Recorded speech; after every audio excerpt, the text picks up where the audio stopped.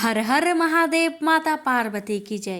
प्यारे भक्तों, आज सोमवार के दिन आप सभी श्रवण करेंगे सोमवार व्रत की महापुण्य फल देने वाली कथा।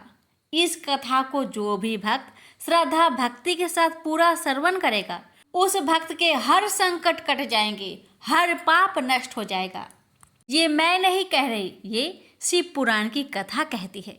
इसलिए इस कथा को बड़े ही श्रद्धा प्रसन्नचित मन से पूरा अवश्य सुनेगा और इस कथा को ज्यादा से ज्यादा शेयर कीजिएगा, ताकि हर शिव भक्त इस कथा को सुनकर भोलेनाथ की कृपा प्राप्त कर सके। प्रेम से बोलिए हर हर महादेव, माता पार्वती की जय, गौरी पुत्र गणेश भगवान जी की जय। कथा इस प्रकार है। किरात नगर में एक ब्राह्मण रहता था। अज्ञानी, दरिद्र, रस बेचने वाला तथा वैदिक धर्म से विमुख था। वह स्नान, संध्या आदि कर्मों से भ्रष्ट हो गया था और वेश्यावृत्ति में तत्पर रहता था। उसका नाम था देवराज। वह अपने ऊपर विश्वास करने वाले लोगों को ठगा करता था। उसने ब्राह्मणों, क्षत्रियों, वैश्यों, क्षुद्रों तथा दूसरों को भी अनेक बहानों से मारकर उनका धन हड़प लिया था। बाद में उसने अधर्म से बहुत सारा धन अर्जित कर लिया, परंतु उस पापी का थोड़ा सा भी धन कभी धर्म के काम में नहीं लगा। एक दिन वह ब्राह्मण एक तालाब पर नहाने गया। वहां शोभावती नाम की एक वेश्या को देखकर वह अत्यंत मोहित हो गया। वह सुंदरी भी उस धनी ब्राह्मण को अपने वशीभूत हुआ जानकर प्रसन्न हुई। आपस में वार्तालाप से उनमें प्रीति उत्पन्न हो गई। उस ब्राह्मण ने उस वेश्या को पत्नी बनाना तथा उस वेश्या ने उसे पति बनाना स्वीकार कर लिया। इस प्रकार कामवास होकर वे दोनों बहुत समय तक विहार करते रहे। बैठने, सोने, खाने, पीने तथा कीड़ा में वे दोनों निरंतर पति पत्नी की तरह व्यवहार करने लगे। अपने माता पिता तथा पत्नी के बार बार रोकने पर भी पाप कृत्य में संलग्न वह ब्राह्मण उनकी बात नहीं मानता था। एक दिन रात्रि में उस दुष्ट ने ईर्ष्यावश अपने सोए हुए माता पिता और पत्नी को मार डाला और उनका सारा धन हर लिया। वेश्या में आसक्त चित्त वाले उस कामी ने अपना और पिता आदि का सारा धन उस वेश्या को दे दिया। वह पापी अभ्यक्ष, भक्षण तथा मदपान करने लगा और वह नीच ब्राह्मण उस वेश्या के साथ एक ही पात्र में सदा जूठा भोजन करने लगा। एक दिन घूमता घामता वह देवयुग से प्रतिष्ठानपुर झूसी प्रयाग में जा पहुंचा। वहां उसने एक शिवालय देखा। वहां बहुत से साधु महात्मा एकत्र हुए थे। देवराज उस शिवालय में ठहर गया और वहां उस ब्राह्मण को ज्वर आ गया। उस ज्वर से उसको बड़ी पीड़ा होने लगी। वहां एक ब्राह्मण देवता शिव पुराण की कथा सुना रहे थे। ज्वर में पड़ा हुआ देवराज ब्राह्मण के मुखा रविंद्र से निकली हुई उस शिव कथा को निरंतर सुनता रहा। एक मास के बाद वह ज्वर से अत्यंत पीड़ित होकर चल बसा। यमराज के दूत आए और उसे पासों से बांधकर बलपूर्वक यमपुरी ले गए। इतने में ही शिवलोक से भगवान शिव के पार्षद गण आ गए। उनके गौर अंग कपूर के समान उज्जवल थे। हाथ त्रिशूल से सुशोभित हो रहे थे। उनके संपूर्ण अंग भस्म से उद्भासित थे और रुद्राक्ष की मालाएं उनके शरीर की शोभा बढ़ा रही थी।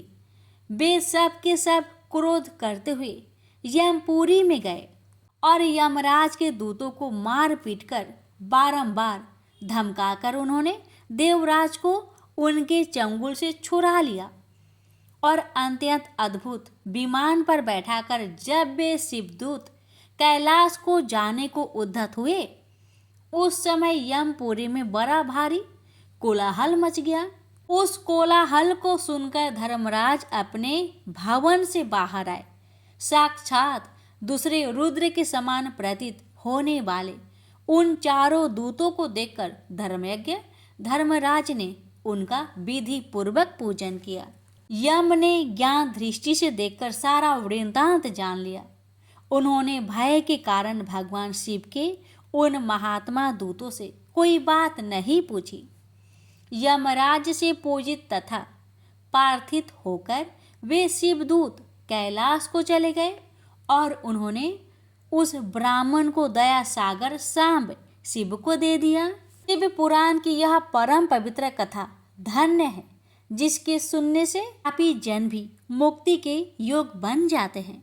भगवान सदाशिव के परम धाम को वेदयज्ञ सभी लोकों में सर्वश्रेष्ठ बताते हैं। ब्राह्मण, क्षत्रिय, वैश्य, शूद्र तथा अन्य प्राणी, यहाँ तक कि जिस पापी ने धन के लोभ से अनेक लोगों की हत्या की तथा अपने माता पिता और पत्नी को भी मार डाला, वह वैश्यगामी शराबी ब्राह्मण देवराज भी इस कथा के प्रभाव से भगवान शिव के परम धाम को प्राप्त कर तत्क्षण मुक्त हो गया। प्रेम से बोलिए हर हर महादेव, माता पार्वती की जय। शिव पुराण की कथा के अनुसार एक बार वासकाल नामक गांव में बिंदुक नाम का ब्राह्मण रहता था। वह बड़ा दुरात्मा और महापापी था। उसकी स्त्री बहुत सुंदर थी, लेकिन वह कुमार्ग पर ही चलता था। उसकी पत्नी का नाम चंचूला था और वह सदैव धर्म के पालन में लगी रहती थी। इस तरह कुकर्म में लगे हुए उस ब्राह्मण के साथ उसे बहुत वर्ष बीत गए।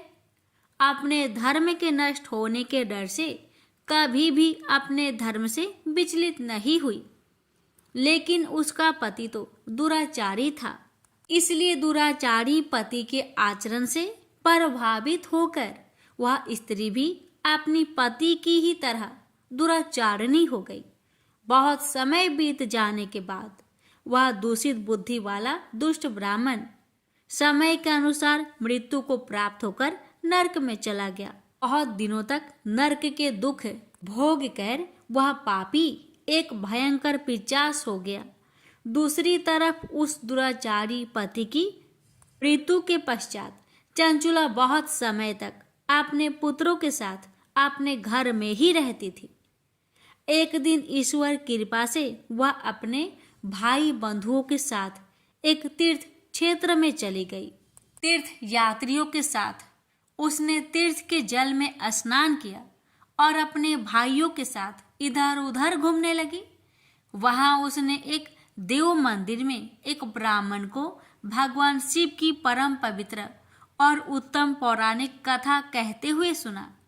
वह ब्राह्मण कह रहे थे कि वो स्त्रियां पर पुरुषों के साथ व्यभिचार करती है, यमराज के दूत उन्हें बहुत कष्ट देते हैं। ऐसा सुनकर चंचुला भय से कांपने लगी। उसने विचार किया कि उसने तो अपने पति के साथ बहुत पाप किए हैं, तो उसे भी उन पापों का दंड भोगना पड़ेगा। इसके बाद उसे चैन नहीं आया और उसने उस ब्राह्मण से विनती की, हे प्रभु, मेरे ऊपर आप कृपा करें और मेरा उद्धार करें।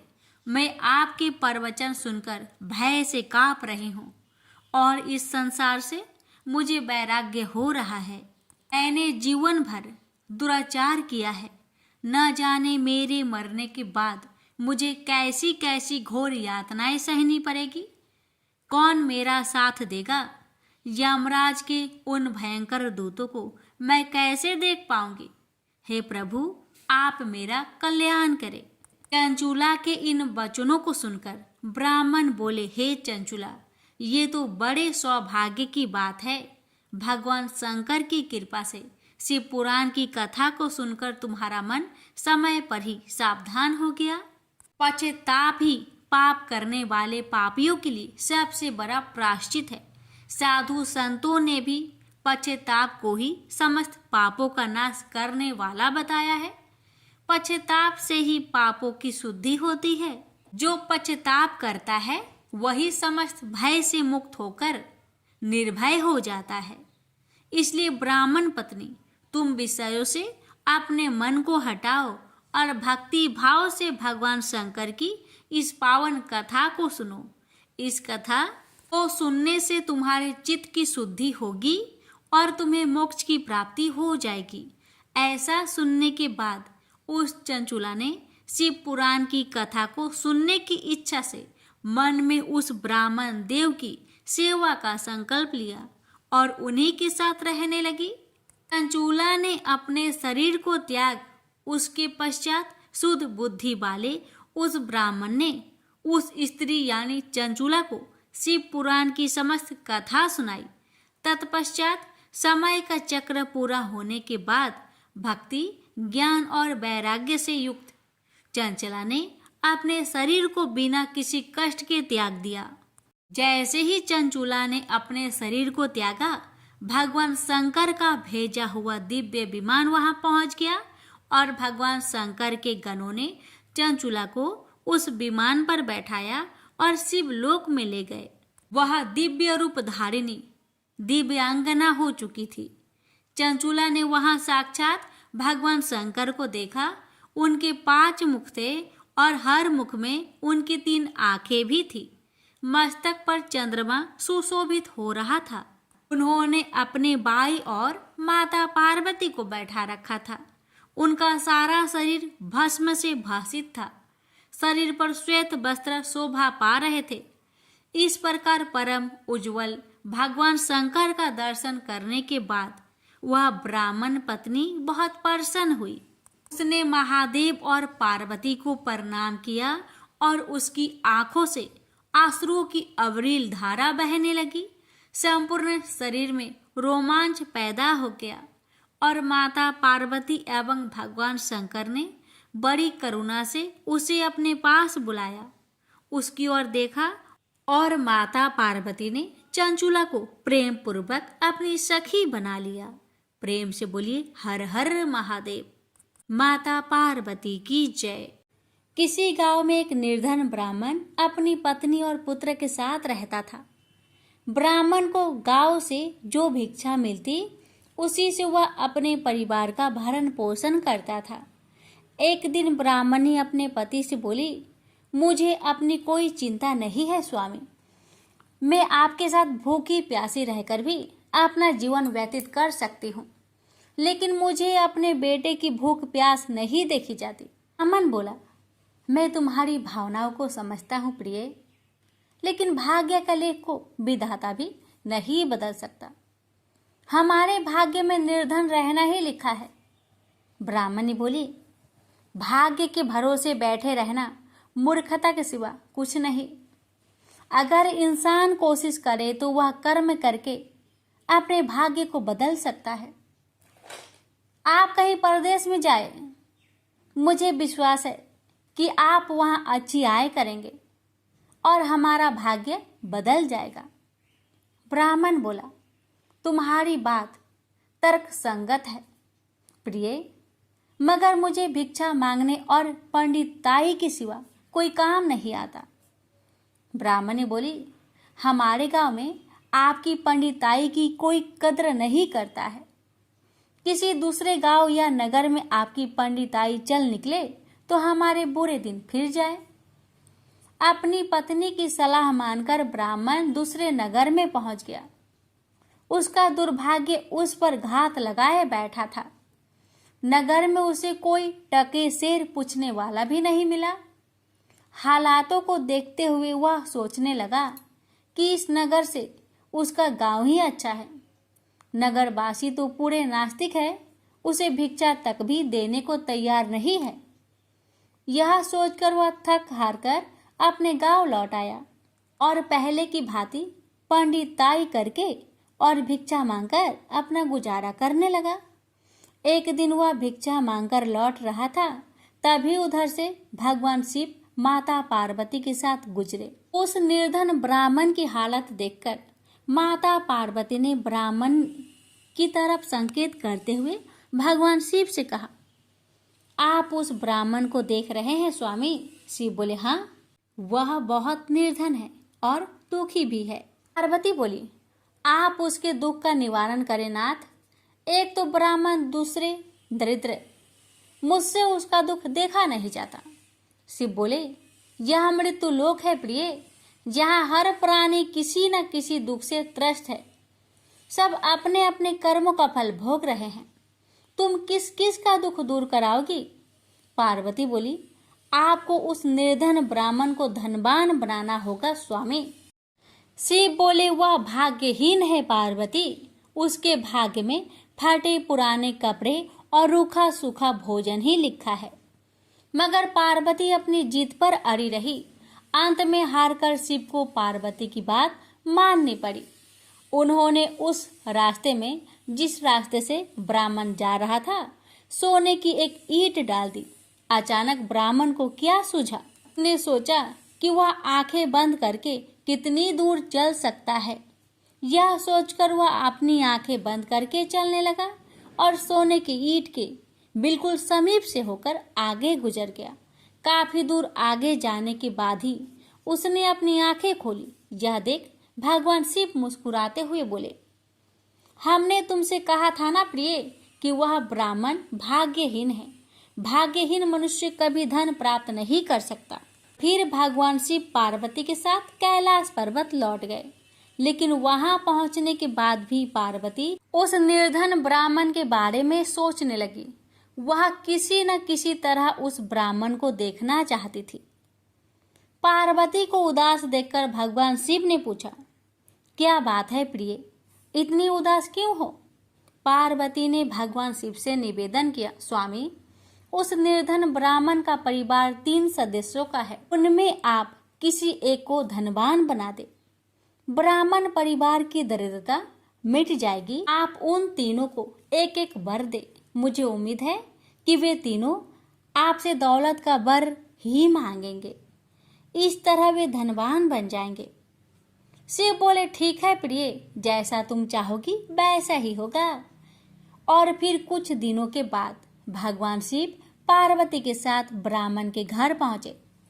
साक्षात भगवान शिव और पार्वती को देखकर ब्राह्मण परिवार आत्मा विभोर हो उठा। उन्होंने भगवान शिव और पार्वती के चरण स्पर्श किए। शिव बोले, मैं तुम तीनों को एक एक वर देना चाहता हूँ। तुम तीनों अपनी इच्छा अनुसार वर मांग सकते हो। ब्राह्मणी उतावला होते हुए बोली, पहले मुझे वर दीजिए प्रभु। भगवान शिव ने कहा, मांगो, क्या चाहती हो? काफी सोचने समझने के बाद ब्राह्मणी बोली, भगवान, मुझे दुनिया की सबसे अधिक खूबसूरत और जवान औरत बना दीजिए। मरते दम तक मेरी जवानी और सुंदरता कायम रहे। भगवान शिव ने मुस्कुराकर कहा, तथास्तु। अगले ही पल बूढ़ी ब्राह्मणी एक जवान और खूबसूरत युवती के रूप में बदल गई। उसी समय उनके घर के सामने से गांव के जमींदार का पुत्र गुजर रहा था, जो घोड़े पर सवार था। उसने खूबसूरत ब्राह्मणी को देखा तो उस पर मुग्ध हो उठा। वह इस खूबसूरत ब्राह्मणी से शादी करेगा। यह सोचकर उसने उसे अपने घोड़े पर बैठाया और घोड़ा अपनी हवेली के तरफ दौड़ दिया। यह देख ब्राह्मण अपनी छाती पीटते हुए विलाप करने लगा, हाय मेरी पत्नी, रो मत ब्राह्मण श्रेष्ठ, तुम भी मुझसे कोई वर मांग लो, जो मांगोगे तुम्हें मिलेगा। भगवान शिव सांत्वना देते हुए बोले, मेरी पत्नी को वापस बुला लीजिए प्रभु, मुझे इसके सिवा कुछ भी नहीं चाहिए। ब्राह्मण ने निवेदन करते हुए कहा। भगवान शिव बोले, तथास्तु। देखते ही देखते ब्राह्मणी वहां खड़ी थी। अपने पत्नी को अपने सामने देखकर ब्राह्मण राहत की सांस ली। भगवान शिव ने ब्राह्मण पुत्र से कहा, तुम क्या वर मांगते हो बेटा? ब्राह्मण पुत्र ने काफी सोचने समझने के बाद कहा, भगवान, मुझे कुछ नहीं चाहिए, लेकिन आप मेरी माँ को पहले जैसी बूढ़ी बना दीजिए। तथास्तु, भगवान शिव ने कहा, और अगले ही पल ब्राह्मणी पहले के समान बूढ़ी हो गई। ब्राह्मण परिवार की मूर्खता पर पार्वती ने अपना माथा पीटा। सोचने लगी कि तीनों ही वास्तव में ही भाग्यहीन है। विधि ने उनके भाग्य में जो लिख दिया है उसे देवी देवता भी नहीं बदल सकते। प्रेम से बोलिए हर हर महादेव। एक समय श्री महादेव जी पार्वती के साथ भ्रमण करते हुए मृत्यु लोक में अमरावती नगरी में आए। वहां के राजा ने शिव मंदिर बनवाया था, जो कि अत्यंत भव्य एवं रमणीक तथा मन को शांति पहुंचाने वाला था। भ्रमण करते समय शिव पार्वती भी वहां ठहर गए। पार्वती जी ने कहा, हे नाथ, आओ आज इसी स्थान पर चौसर पासे खेले। खेल प्रारंभ हुआ। शिव जी कहने लगे, मैं जीतूंगा। इस प्रकार उनकी आपस में वार्तालाप होने लगी। उस समय पुजारी जी पूजा करने आए। पार्वती जी ने पूछा, पुजारी जी बताइए, जीत किसकी होगी? पुजारी बोला, इस खेल में महादेव जी के समान कोई दूसरा परंगत नहीं हो सकता, इसलिए महादेव जी ही यह बाजी जीतेंगे। परंतु हुआ उल्टा, जीत पार्वती जी की हुई। अतः पार्वती जी ने पुजारी जी को कोढ़ी होने का श्राप दे दिया कि तूने मिथ्या भाषण किया। अब तो पुजारी कोढ़ी हो गया। शिव पार्वती जी दोनों वापस चले गए। कुछ समय पश्चात अप्सराएं पूजा करने आई। अप्सराओं ने पुजारी के उसके कोढ़ी होने का कारण पूछा। पुजारी ने सब बातें बता दी। अप्सराएं कहने लगी, पुजारी जी, आप 16 सोमवार का व्रत करें तो शिव जी प्रसन्न होकर आपका संकट दूर करेंगे। पुजारी जी ने अप्सराओं से व्रत की विधि पूछी। अप्सराओं ने व्रत करने और व्रत के उद्यापन करने की संपूर्ण विधि बता दी। पुजारी ने विधि पूर्वक श्रद्धा भाव से व्रत प्रारंभ किया और व्रत अंत में व्रत का उद्यापन भी किया। व्रत के प्रभाव से पुजारी जी रोग मुक्त हो गए।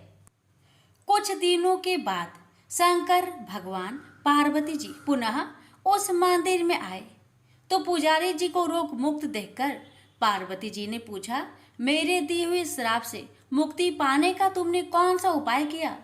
पुजारी जी ने कहा, हे माता, अप्सराओं द्वारा बताए गए 16 सोमवार के व्रत के करने से मेरा यह कष्ट दूर हुआ है। पार्वती जी ने भी 16 सोमवार का व्रत किया, जिससे उनसे रूठे हुए कार्तिकेय जी भी अपना माता से प्रसन्न होकर आज्ञाकारी हुए। कार्तिकेय जी ने पूछा, हे माता, क्या कारण है कि मेरा मन सदा आपके चरणों में लगा रहता है? पार्वती जी ने कार्तिकेय को 16 सोमवार के व्रत का महात्म्य तथा विधि बताई। तब कार्तिकेय जी ने भी इस व्रत को किया तो उनका बिछड़ा हुआ मित्र मिल गया। अब मित्र ने भी इस व्रत को अपने विवाह होने की इच्छा से किया। फलतः वह विदेश गया। वहां के राजा की कन्या का स्वयंवर था। राजा ने प्रण किया था कि हथिनी जिस व्यक्ति के गले में वरमाला डाल देगी, उसी के साथ राजकुमारी का विवाह करूंगा। यह ब्राह्मण मित्र भी स्वयंवर देखने की इच्छा से वहां एक और जाकर बैठ गया। हथिनी ने इसी ब्राह्मण मित्र को माला पहनाई तो राजा ने बड़ी धूमधाम से अपनी राजकुमारी का विवाह उसके साथ कर दिया। तत्पश्चात दोनों सुखपूर्वक रहने लगे। एक दिन राजकन्या ने पूछा, हे नाथ, आपने कौन सा पुण्य किया जिससे हथिनी ने आपके गले में वरमाला पहनाई? ब्राह्मण पति ने कहा, मैंने कार्तिकेय जी द्वारा बताए अनुसार 16 सोमवार का व्रत पूर्ण विधि विधान सहित श्रद्धा भक्ति से किया, जिसके फल के कारण मुझे तुम्हारे जैसे सौभाग्यशाली पत्नी मिली। अब तो राजकन्या ने भी सत्य पुत्र प्राप्ति के लिए व्रत किया और सर्वगुण संपन्न पुत्र प्राप्त किया। बड़े होकर पुत्र ने भी राज्य प्राप्ति की कामना से 16 सोमवार का व्रत किया। राजा के देवलोक होने पर इसी ब्राह्मण कुमार को राजगद्दी मिली। फिर भी वह इस व्रत को करता रहा। एक दिन उसने अपनी पत्नी से पूछा, सामग्री शिवालय ले चलने को कहा, परंतु उसने पूजा सामग्री अपनी दासियों द्वारा भिजवा दी। जब राजा ने पूजन समाप्त किया तो आकाशवाणी हुई कि हे राजा, तुम इस पत्नी को त्याग दो, नहीं तो राजपाट से हाथ धोना पड़ेगा। प्रभु की आज्ञा मानकर उसने अपनी पत्नी को महल से निकाल दिया। तब वह अपने भाग्य को कोसती हुई एक बुढ़िया के पास गई और अपना दुखड़ा सुनाया। तभी बुढ़िया को बताया, मैं पूजन सामग्री राजा के कहे अनुसार शिवालय में नहीं ले गई और राजा ने मुझे निकाल दिया। बुढ़िया ने कहा, तुझे मेरा काम करना पड़ेगा। उसने स्वीकार कर लिया। तब बुढ़िया ने सूत की गठरी उसके सिर पर रखी और बाजार भेज दिया। रास्ते में आंधी आई तो सिर पर रखी गठरी उड़ गई। बुढ़िया ने डांट कर उसे भगा दिया। अब रानी बुढ़िया के यहाँ से चलते चलते एक आश्रम में पहुंची। गोसाई जी उसे देखते ही समझ गए कि यह उच्च घराने की अबला विपत्ति की मारी है। वे उसे धैर्य बंधाते हुए बोले, बेटी तू मेरे आश्रम में रह, किसी प्रकार की चिंता मत कर। रानी आश्रम में रहने लगी, परंतु जिस वस्तु को वह हाथ लगाती वह वस्तु खराब हो जाती। यह देखकर गोसाई जी ने पूछा, बेटी किस देव के अपराध से ऐसा होता है? रानी ने बताया कि मैंने अपने पति की आज्ञा का उल्लंघन किया और शिवालय में पूजन के लिए नहीं गई। इससे मुझे घोर कष्ट उठाने पड़ रहे हैं। गोसाई जी ने शिव जी से उसके कुशल क्षेम के लिए प्रार्थना की और कहा, बेटी तुम 16 सोमवार का व्रत विधि के अनुसार करो। तब रानी ने विधि पूर्वक व्रत पूर्ण किया। व्रत के प्रभाव से राजा को रानी की याद आई और दूतों को उसकी खोज में भेजा। आश्रम में रानी को देख दूतों ने राजा को बताया। तब राजा ने वहां जाकर गोसाई जी से कहा, महाराज यह मेरी पत्नी है, मैंने इसका परित्याग कर दिया था, कृपया इसे मेरे साथ जाने की आज्ञा दें। शिव जी की कृपा से प्रति वर्ष 16 सोमवार का व्रत करते हुए वे आनंद से रहने लगे और अंत में शिवलोक को प्राप्त हुए। प्रेम से बोलिए हर हर महादेव, माता पार्वती की जय। ओम नमः शिवाय। बात उस समय की है जब परशुराम ने अपनी प्रतिज्ञा के अनुसार पृथ्वी को क्षत्रियों से रहित कर दिया था। तब वे अपने गुरु भूतनाथ के चरणों में प्रणाम करने और गुरु पत्नी अम्बा तथा उनके नारायण तुल्य दोनों गुरुपुत्र कार्तिकेय और गणनायक को देखने की लालसा से कैलाश पहुँचे। वहाँ उन्होंने अत्यंत अद्भुत कैलाशपुरी का दर्शन किया। अपने गुरु की उस दिव्य पुरी के दर्शन कर उनका नंदन आनंद विभोर हो गए। फिर उन्होंने शिव का 15 योजन ऊंचा और 4 योजन विस्तृत अत्यंत सुंदर आश्रम देखा।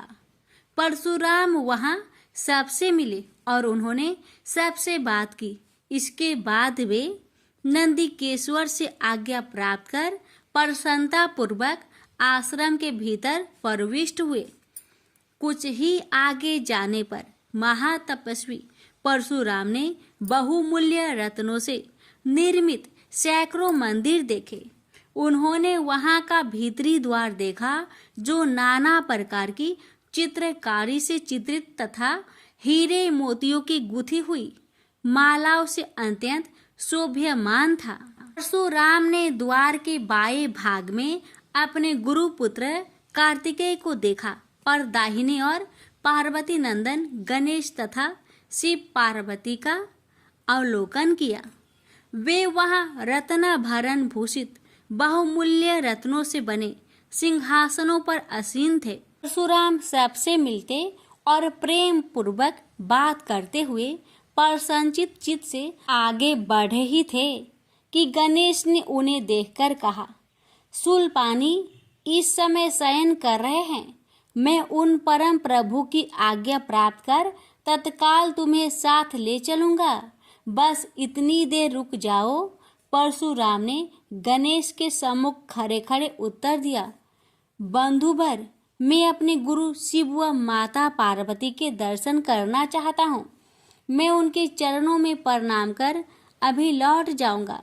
गणेश ने उन्हें अनेक प्रकार से समझाते हुए कहा, इस समय भूतेश्वर शिव एवं माता पार्वती अंतःपुर में है, अतएव अभी आपको वहां नहीं जाना चाहिए। परम गुरुदेव शिव एवं माता पार्वती के चरण कमलों के दर्शन करने का मेरा सहज अधिकार है। परशुराम अपने आग्रह पर दृढ़ थे किंतु गणेश उन्हें अत्यंत विनय पूर्वक समझाते रहे। मैं तो परम पिता शिव एवं माता पार्वती के दर्शनार्थ जाऊंगा ही। यह कहकर परशुराम आगे बढ़ना ही चाहते थे कि गणेश ने उन्हें रोक दिया। 21 बार पृथ्वी को क्षत्रियों से रहित करने वाले भृगु नंदन कुपित हो गए और उनका गणेश से विवाद ही नहीं हुआ, हाथापाई भी होने लगी। कुमार कार्तिकेय ने उन्हें समझाने का प्रयास किया, किंतु क्रोध परशुराम ने उन्हें धक्का दे दिया, जिससे वह गिर गए। शिव पुत्र गणेश ने उठकर परशुराम की उद्दंडता के लिए उनकी भर्त्सना की, तो क्रोध परशुराम ने अपना तीक्ष्ण परशु उठा लिया। तब गणेश ने अपनी सूंड बढ़ाकर उन्हें उसमें लपेट लिया और घुमाने लगे। गणेश की सूंड में लिपटे परशुराम सर्वथा असहाय और निरुपाय थे।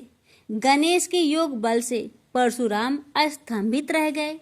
गणेश ने परशुराम को सप्तद्वीप, सप्त पर्वत, सप्त सागर, भूलोक, स्वर्गलोक, जनलोक, ध्रुवलोक, गौरीलोक और शंभुलोक में घुमाते हुए समुद्र में फेंक दिया। परशुराम समुद्र में तैरने लगे तो निरामयी गणनाथ ने उन्हें पुनः अपनी सूंड में उठा लिया और घुमाते हुए बैकुंठ धाम दिखाकर गोलोक धाम का दर्शन करा दिया। वहां परशुराम ने मंद मंद मुस्कुराते हुए बंसी विभूषित नवनीरद श्री कृष्ण के साथ रासवेणी राधा का दर्शन किया, तो वे बार बार उनके मंगलमयी चरण कमलों में प्रणाम करने लगे।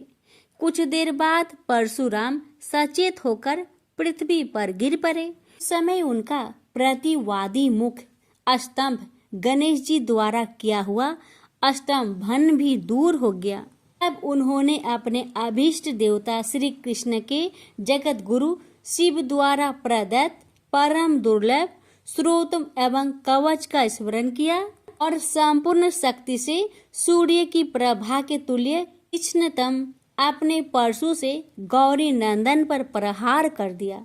गणेश ने अपने परम पूज्य पिता के अमोघ अस्त्र का सम्मान करने के लिए उसे अपने बाएं दांत से पकड़ लिया। शिव शक्ति के प्रभाव से वह तेजस्वी परशु गणेश के बाएं दांत को समूल काट कर पुनः रेणु का पुत्र परशुराम के हाथ में लौट आया। गणेश का दांत टूटते ही भयानक गर्जना हुई और रक्त का फवारा फूट पड़ा। मुंह से निकलकर रक्त से सना दांत भूतल पर गिर पड़ा। उस समय धरित्री कांप उठी। यह दृश्य कार्तिकेय, क्षेत्रपाल आदि पार्षद तथा शून्य में देवगण अत्यंत भयभीत होकर हाय हाय करने लगे। कैलाशवासी डर से मूर्छित हो गए। निंद्रापति सुधत्मा शिव की निंद्रा भंग हुई। बेटा यह क्या हुआ? दौड़ी हुई पार्वती आई तो उन्होंने अपने पुत्र गणेश के टूटे दांत तथा रक्त से सने हुए मुंह को देखा और देखा कि उनके हृदय खंड गणेश क्रोध शून्य परम शांत लज्जा से सिर झुकाए खड़े हैं। अत्यंत व्याकुल होकर उन्होंने स्कंद से पूछा, क्या बात है? यह कैसे हुआ? स्कंद द्वारा संपूर्ण वृत्तांत सुनकर पार्वती अत्यंत क्रोध हुई और अपने प्रिय पुत्र गणेश जी को सीने से लगाकर रोती हुई शिव से बोली, मेरे पुत्र गणेश और आपके शिष्य परशुराम में किसका दोष है? आप ही निर्णय करें। फिर माता पार्वती ने अपने सम्मुख परशुराम को शिव के प्रमोदक द्वारा चरण कमलों की निर्भयता पूर्वक सेवा करते हुए देखकर कहा, हे महाभाग राम, तुम योगियों के गुरु देवाधिदेव महादेव के शिष्य हो। तुम शुद्ध मन वाले हो। तुम्हारी अशुद्धता का कारण मेरी समझ में नहीं आ रहा। तुमने करुणामय गुरु से अमोघ परशु प्राप्त कर पहले तो उसकी क्षत्रिय जाति पर परीक्षा की और अब गुरु पुत्र पर परीक्षा की है। श्रुति गुरु दक्षिणा देने का निर्देश करती है और तुमने अत्यंत निर्दयता पूर्वक गुरुपुत्र का समूल एक दांत ही नष्ट कर दिया। अब इसका सिर भी काट डालो। चरमता का अमोघ परशु प्राप्त कर ले तो क्षुद्र श्रृंगाल भी वनराज को मार सकता है।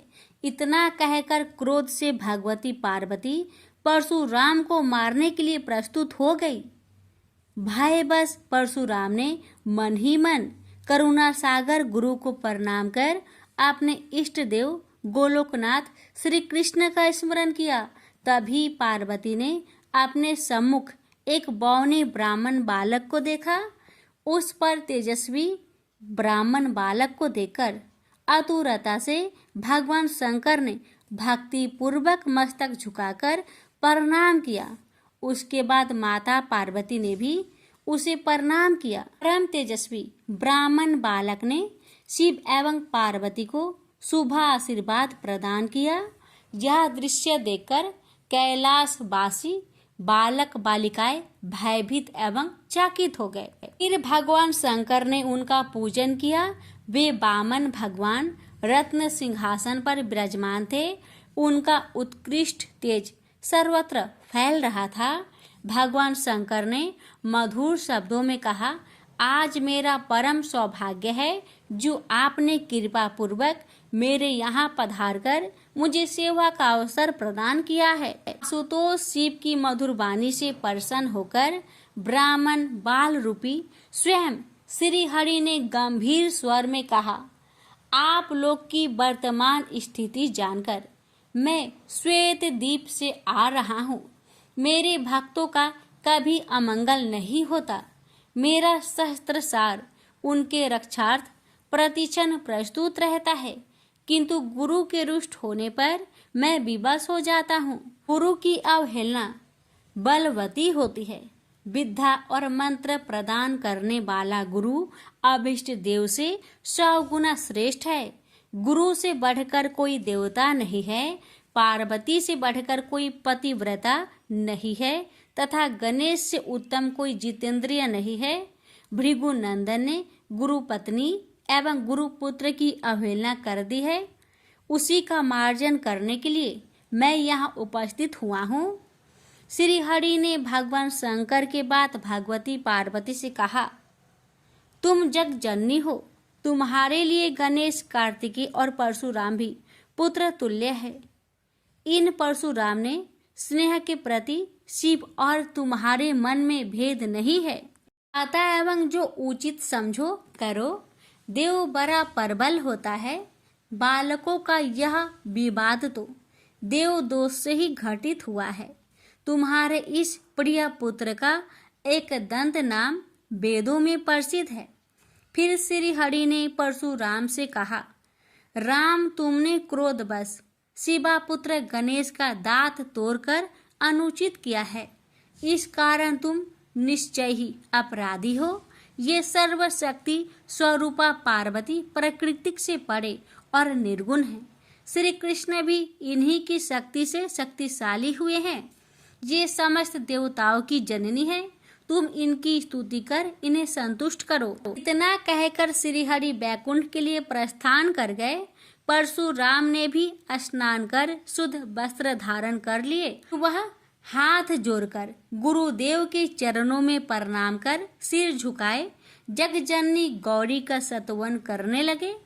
भक्तवर परशुराम के संपूर्ण अंग पुलकित थे और उनके नेत्र से अश्रु प्रवाहित हो रहे थे।